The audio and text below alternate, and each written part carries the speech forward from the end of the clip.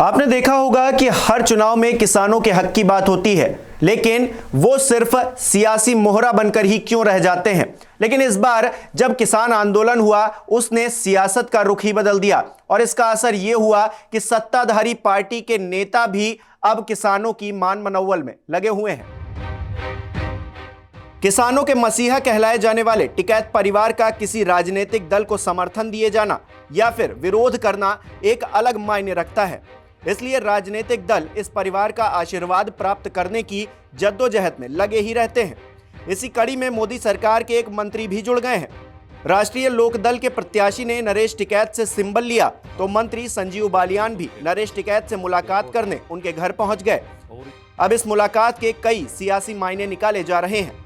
माना जा रहा है कि भारतीय किसान यूनियन की बीजेपी और बालियान को लेकर जो नाराजगी थी, वो नाराजगी दूर हो गई है और अब भारतीय किसान यूनियन बीजेपी का विरोध नहीं करेगा। वहीं दूसरी तरफ नरेश टिकैत ने भी साफ किया है कि संजीव बालियान उनके परिवार के आदमी हैं और वे कभी भी मिल सकते हैं।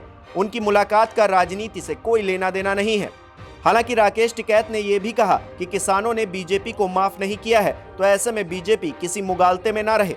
गौरतलब है कि बीकेयू के राष्ट्रीय अध्यक्ष नरेश टिकैत ने समाजवादी पार्टी और राष्ट्रीय लोकदल के उम्मीदवार राजपाल बालियान और चंदन चौहान को अपने हाथों से सिंबल दिए थे। आरएलडी कार्यकर्ताओं ने इसे समर्थन बताकर सोशल मीडिया पर वायरल किया तो नरेश टिकैत ने कहा कि उनके परिवार से कोई चुनाव नहीं लड़ रहा है और न ही वो किसी का समर्थन कर रहे हैं। ऐसे में किसी भी पार्टी का कोई भी नेता आ सकता है, हम अराजनैतिक ही हैं। बहरहाल नरेश टिकैत खुद को और अपने संगठन को अराजनैतिक बता सकते हैं, लेकिन उनके सियासी दखल को नजरअंदाज नहीं किया जा सकता। अब आगामी चुनाव पर इसका कैसे और क्या असर पड़ेगा, ये तो 10 मार्च के नतीजे ही बताएंगे।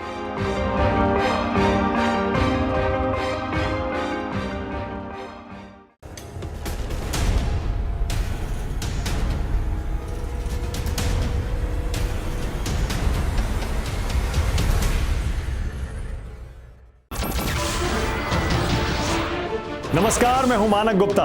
अगर आपको हमारा ये वीडियो पसंद आया हो तो इसे लाइक और शेयर जरूर करें और हाँ, हमें सब्सक्राइब और फॉलो करना ना भूलें ताकि आप देश और दुनिया की कोई खबर मिस ना करें। तो जुड़े रहिए हमारे साथ और देखते रहिए News 24।